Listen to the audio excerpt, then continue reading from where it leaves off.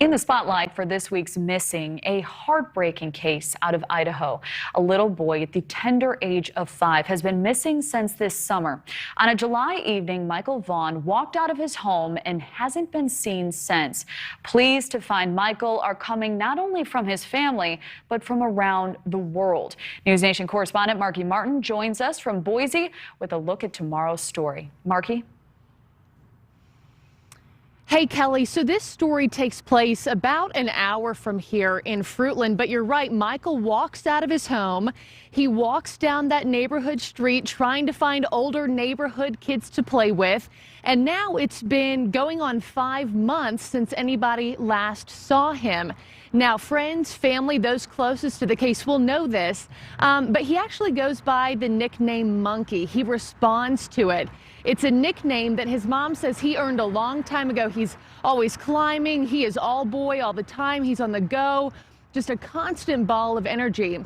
Well, in July, mom's at work, dad's down the hall checking on the toddler, ordering a pizza for about 15-20 minutes, and the next thing they knew, Michael is missing.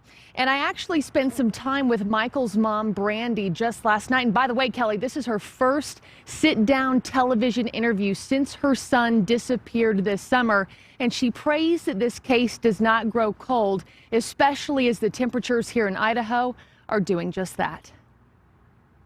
He would have come out of the garage. The front door is pretty hard to get out of, and you can hear that opening. And now that it is snowing and it's cold, I mean, that must mix in a new level of concern for you as his mom. Every day, when the leaves started to change, I lost my mind. I can't.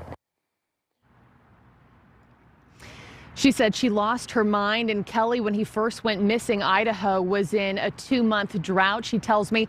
And this is one of those cases that's really hard. There's almost nothing in terms of clues or evidence. Officials have combed, I mean, thousands of acres of surrounding farmland in the area to no avail, and actually local law enforcement refusing to talk with us on camera this week.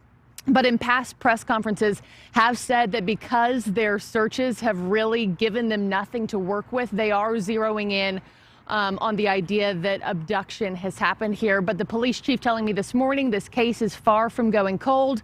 They are working on legitimate leads. And if you ask that mom, if you ask Brandy, which I did last night, what she thinks really happened, Kelly, she will tell you that she thinks somebody was watching her family at the time of the disappearance, and she does believe her little boy Michael or Monkey is still alive out there somewhere.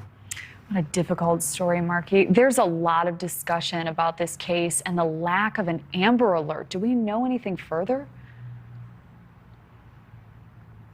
Yeah, and I will, to that point, I will say Michael has a legion of online social media supporters who are demanding, to issue an Amber Alert every day. It's been 133 days and still no alert has been issued in this case. It is something that the family and Fruitland PD fought for, but here in Idaho, to issue an Amber Alert, there has to be proof that a child was abducted, and that's just proof that officials have said does not exist at this time. But it's definitely concerning. According to that criteria, if you look at the Idaho State Police guidelines on issuing an Amber Alert, it says all of those criteria are just suggestions. So if the main agency overseeing this case is fighting for an Amber Alert, a lot of people wanting to know why one was never issued in the first place. And the mom does believe that if one had been issued, it might be a different story right now. Kelly.